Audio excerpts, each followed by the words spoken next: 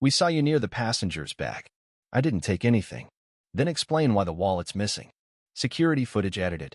Testimony ignored. No union support. No chance to defend herself. 1 month on the job, fired. 6 days later, arrested. And not a single fingerprint matched hers. Because they didn't want justice. They wanted her gone. Subscribe and tell us where you're watching us from. Tanisha Clark started at the airport on June 3rd. She was 26. Smart. Focused. Certified. Passed every background check. Cleared every screen. She chose TSA because she believed in safety and structure. The pay wasn't great, but the badge meant something. She was proud to wear it. For 8 weeks, she did everything right. Arrived early. Followed protocols. Treated passengers with respect. She memorized procedures. Read up on law. Never raised her voice. Her supervisor, Mr. Lewin, once said, "You do your job like people are watching." She smiled. Because they are. Then came August 11th. 8B17. Routine security screening. Passenger claimed he lost his wallet after passing the scanner. Security was called. Area lockdown. Employees questioned. Tanisha was assigned to Lane 2 bag check. 2 hours later, her supervisor pulled her aside. "Need to ask you something. Off the record." She nodded. He didn't meet her eyes. "Were you near the gray Samsonite backpack?" She blinked. "Every bag comes through the lane. I check what I'm told." He paused. "That passenger's wallet's missing. They say the camera shows someone reaching." She folded her arms. "That someone wasn't me." He stayed quiet. Next day, she was removed from the shift schedule. HR said, "Pending internal review." It's not a suspension. But they took her badge, her ID, and her locker key. She called it what it was. A silent conviction. She requested to view the footage. Denied. She filed a written response. Ignored. By Monday, she received a letter. "You are hereby terminated due to breach of trust and internal policy." No hearing. No representation. Just gone. Her mother asked, "Did you touch that bag?" She looked her dead in the eye. "I touched it the way they trained me to." She opened her own case file. Started writing. Title. "I was there. I was visible. And still, they lied." Tanisha filed her appeal within 24 hours. Typed. Dated. Detailed. She included her shift log. Witness list. TSA Policy Code 7.3.1. Employee right to review accusatory evidence. She hand-delivered it to the HR office. The woman behind the desk didn't look up. "You'll be notified if it moves forward." 3 days passed. Nothing. On day 4, she received an email. Subject, appeal decision, denied. After internal review, your termination stands. No further action will be taken at this time. No explanation. No evidence. Just finality. Tanisha drove to the airport anyway. Requested a meeting with Mr. Lewin. Denied. She waited in the parking lot. When he finally walked out, she stepped forward. "I know I didn't take anything." He looked around. "You shouldn't be here. Was there even a real video?" He paused. "Too long. That's classified footage." "Then why was I fired without seeing it?" "Tanisha." "You saw it?" He sighed. "I saw the part they showed me." "Part?" He looked away. "I'm not supposed to talk about this." She stepped closer. "Lewin, was it edited?" He whispered. "It cuts before the passenger reaches back into his own bag." She froze. "You're saying there's no footage of the alleged theft?" He didn't answer. Just walked away. That night, she called TSA Ethics Hotline. Filed a formal whistleblower complaint. Used official language. Falsified footage. Omitted context. Racial targeting under pretext of misconduct. Case number issued. Hashtag V11207. She wrote it down. Then pulled out a blank notebook. Wrote on the first page. "If they're erasing minutes from cameras, what else have they deleted?" She emailed a former coworker. No reply. Tried again. Nothing. Silence became the system's loudest tactic. She opened her laptop. Started building her own record. Folder name. Visible until accused. Inside. Her training certificates. Time logs. A copy of TSA's own 2022 non-discrimination clause. She didn't cry. She documented. Because she learned fast. In places built on silence, paper becomes your only voice. Tanisha searched online for hours. Keywords. TSA theft accusation. Black employee terminated. No footage provided. Case dismissed. Dozens of results. Scattered articles. Blurred stories. Most ended the same way. No charges filed. Employee not reinstated. No comment from TSA. She wrote down dates. Locations. Ages. Over 70% were Black employees. Many were women. She created a new document. Pattern cases, terminated without trial. Line by line, she tracked. Entry point. Length of employment. Allegation date. Access to footage. Outcome. The structure appeared like smoke forming shape. This wasn't a glitch. It was a formula. She called the lawyer hotline linked to one case. The receptionist paused. We don't handle federal cases anymore. Got too many of these. They always vanish. Vanish? Either people give up or something gets sealed. That night, Tanisha received a text from a number she didn't recognize. You don't know me, but I saw your case file. You're not alone. She replied instantly. Who are you? Silence. 10 minutes later, another message came. We should talk, but not on record. My name's Alexis Shaw. I work B Terminal. Terminated 2020. Accused of cash theft. Never touched it. Tanisha stared. Typed. Were you given footage? No. I was told it was corrupted. Then they rewrote the timeline. What happened next? I wrote a report. Sent it up. Then got flagged as a risk. HR froze my personnel file. No references. No access. Nothing. Tanisha asked. Why are you talking now? The answer hit hard. Because when it happened to me, no one was listening. But I see you're making noise. They arranged a meeting. Public place. No names used. Alexis wore sunglasses. Quiet. Tired. She slid Tanisha a flash drive. I saved my logs. Emails. Copies of reports they thought I deleted. Tanisha hesitated. Why keep it? Alexis answered. Because I knew I wasn't crazy. And someday, somebody else would need it. Tanisha took it. That night, she copied every file. Created a new folder. Ghost employees, the ones they buried. And whispered. They didn't fire me. They replicated me. Tanisha uploaded the flash drive at 2:17 a.m. She created a backup folder labeled Alexis_shared pre-deletion archive. There were 46 files. 13 emails between Alexis and her supervisor. 6 scanned documents from HR. 9 screenshots of scheduling conflicts. For witness statements. 14 black and white print logs. She opened each. Checked metadata. Confirmed timestamps. Nothing seemed tampered. She uploaded the folder to a cloud drive under encryption. Sent a copy to her lawyer's private inbox. Then closed her laptop and exhaled. By morning, one file was missing. Not blank. Gone. Entry log _B17_2020_08_04.pdf. She reopened the drive. Checked trash. Nothing. Opened her external backup. Corrupted. Checked some mismatch. Unreadable. She sat frozen. Someone had accessed the system. Someone erased a file without touching her machine. She checked her access log. One entry stood out. Location. Unknown. Access time. 4:13 a.m. She called Alexis. They're in it, she said. Alexis replied. I told you. They watch anything that sounds like truth. You said you had paper copies? I did.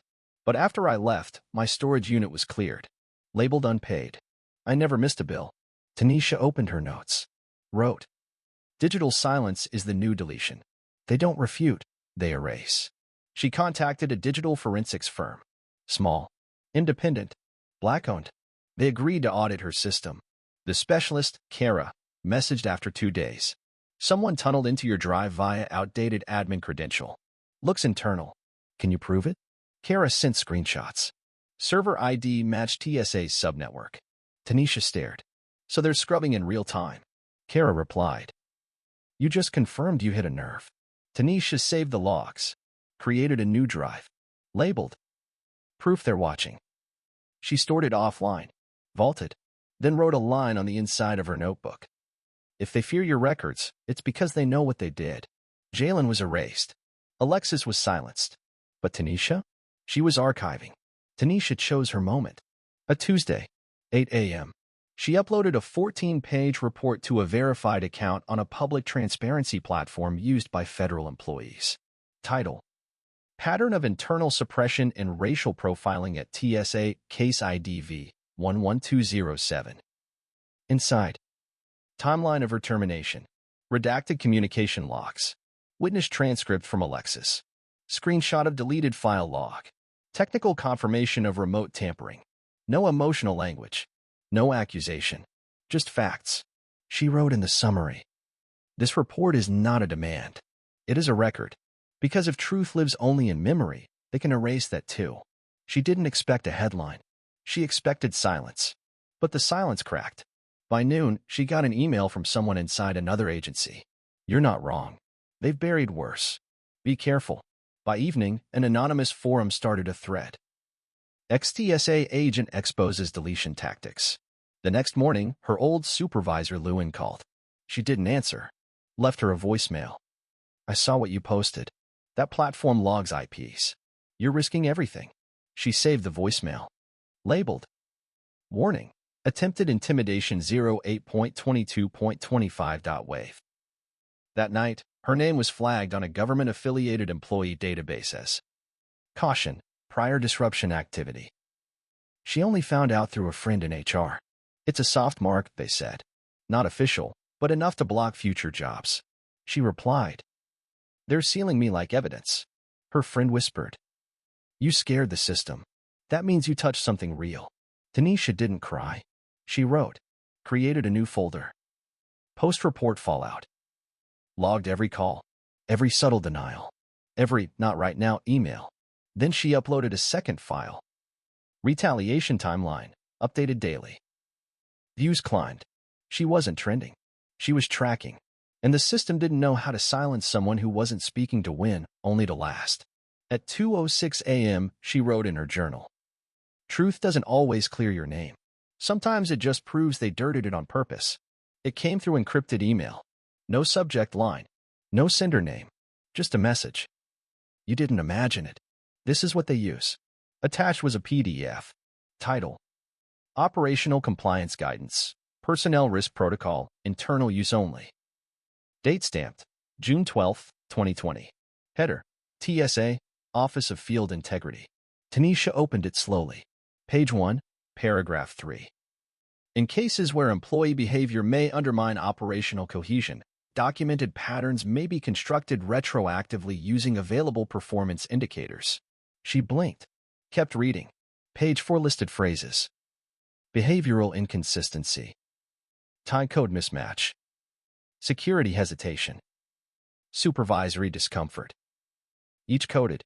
Each usable without actual misconduct. Then came a section titled Voluntary Separation Optimization.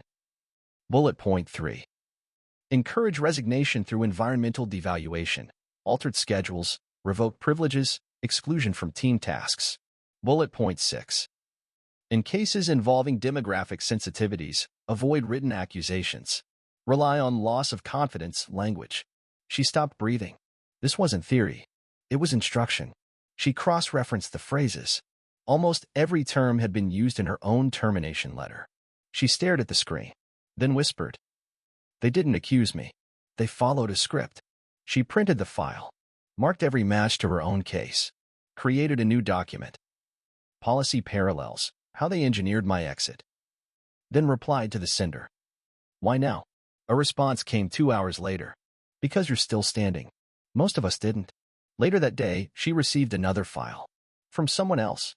They used this on my cousin. Cleveland Airport. 2019. Exact same wording. She left without fighting. But I saved her termination packet. Tanisha added it to the archive. Folder name. Pattern language. Scripts for disappearance. Then opened her journal. Wrote.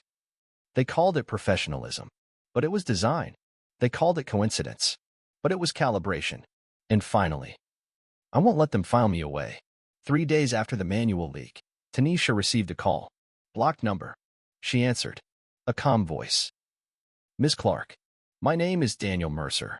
I'm counsel for Transportation Security Administration. She said nothing. He continued. I've reviewed your recent publications. They're detailed. Impressive.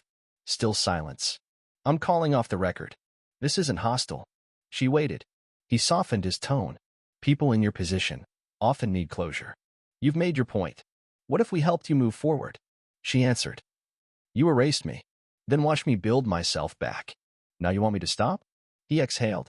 We're not denying your experience, but we also have to consider institutional stability. There's room to negotiate a resolution. She asked. Terms? Internal acknowledgement. Quiet clearance of your personnel record. Confidential settlement. No public escalation. She smiled without smiling. You want to unfire me, just so I stop telling people how you fired me? He paused. You could return to federal employment in time. This doesn't have to define you. She said. But it defined you. I just wrote it down. He stayed silent. She hung up, wrote it all down, labeled the file. Mercer_call_offer_to_silence_09.03.25. That night, she posted a new update on the whistleblower platform. They reached out, not to make it right, just to make it quiet. Included redacted transcript. Logged the metadata. Her following tripled. She created a new page on her archive. Attempted containment when institutions fear exposure. Added. Screenshot of voicemail transcription. Her reply email declining settlement discussions. Annotated clause breakdown from the leaked manual. Then she opened her notebook and wrote. Their best strategy wasn't to prove me wrong. It was to buy me quiet. But I wasn't selling silence. I was preserving proof. The next day, a TSA spokesperson issued a vague statement. We are committed to fairness and transparency in all personnel matters. Any claims are taken seriously. No names. No specifics. But everyone knew. Tanisha wrote a final message under the post. This isn't about fairness. It's about pattern. It started with a message labeled B17. I was there. From RL, former video compliance analyst, contract position, 2022. Tanisha opened it cautiously. You don't know me. I reviewed video segments from Terminal B under contract. I remember your case. I remember the footage. They cut it. Her pulse jumped. She typed. Can you prove it? RL replied 10 minutes later. Attached. Redacted timestamp logs. Export metadata from video editing software. Screenshot of internal ticket marked priority. Redact 17B_footage_August 11. Subject. Clark, T. Badge ID ending 7421. Segment trim per advisory. Tanisha stared at the screen. The software listed showed a 48-second removal. No security notation. No threat escalation. Just a command. She wrote back. Why now? The answer came quick. Because I was afraid. And then I saw you weren't. So I'm done being quiet. Tanisha added the files to a new section. Confirmed tampering. B17 terminal evidence. She created a side-by-side log. What the footage was supposed to show. What was left. Who ordered the edit. Who reviewed it. She saved the annotated chart as smokescreen_structure.pdf. Then posted a new update. We now have proof. Video was altered before internal review. Segment removed under undocumented authority. No names. Just facts. Her inbox flooded. Others followed. A screener from Denver. A handler from LAX. A security staffer from Newark. They sent fragments. Termination letters. Flagged evaluations. Silenced appeals. Tanisha opened a new archive tab. Accumulation, the ones who kept the paper. Then wrote. I was never one voice. I was the first voice they didn't bury fast enough. That night, she received a voice memo. Low tone. Nervous breath. A man said.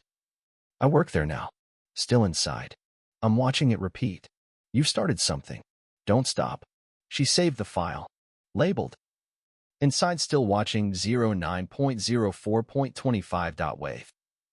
And whispered. They erased the footage. But not the memory. Tanisha titled the file. The Disappearance Manual, a Case Record. 137 pages. Compiled over 3 months. Containing. Timeline of her termination. Comparative breakdowns of internal protocol violations. Testimonies from 5 former employees. Leaked edit logs. Voicemails, emails, PDF scans. Every denied request. Every removed frame. She prepared to release it. Not to media. To people. Civil rights groups. Policy reformers. Public educators. She built a distribution list. created a timed release system. But before she could send it, her phone buzzed. A contact she hadn't heard from in weeks. "You need to check the federal contractor registry." She did. Typed her name into the public eligibility system. Result: ineligible, contract risk flag, internal dissent. No explanation. No due process. Just 6 words that would follow her for a decade. She sat still, then smiled. They've run out of edits. Now they're just stamping the cover. She wrote a new line in her notes. Blacklisted means documented. Silenced means archived. She didn't stop. She published the file. Posted a message. They erased jobs. Erased footage. Erased names. But not all of us deleted ourselves. Her inbox filled again. One message stood out. Your report has been cited in a faculty proposal to reform whistleblower protections for federal employees. Another.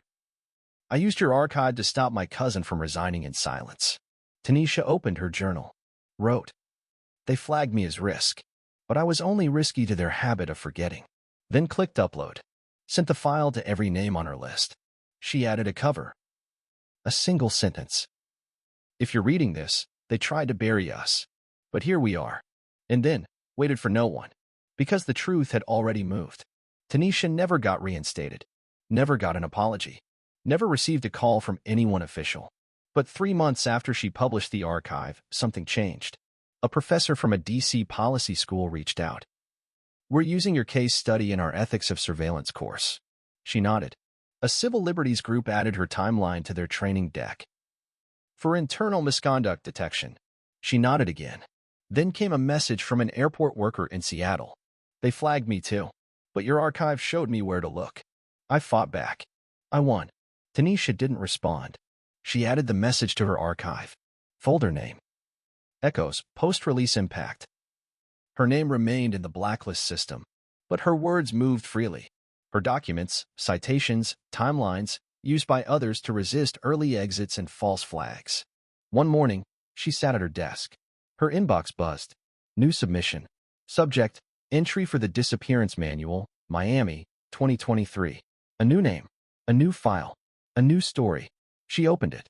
Read it. Then filed it into. Chapter 11. They tried again. She didn't cry. She didn't celebrate. She just kept writing. That afternoon, she printed her archive. Found it in dark gray. Gold letters on the cover. Not deleted. She shelved it beside her degree. Then took out her badge, the one TSA never asked to return. Looked at it. Placed it inside the front cover. Closed the binder. Her phone buzzed again. Another submission. Another proof that someone else refused to vanish. She smiled quietly. Because now, she wasn't a story. She was structure. And they could blacklist her name. But they couldn't unwrite her. Share your thoughts in the comments below. And don't forget to like and subscribe for more stories that inspire action and hope.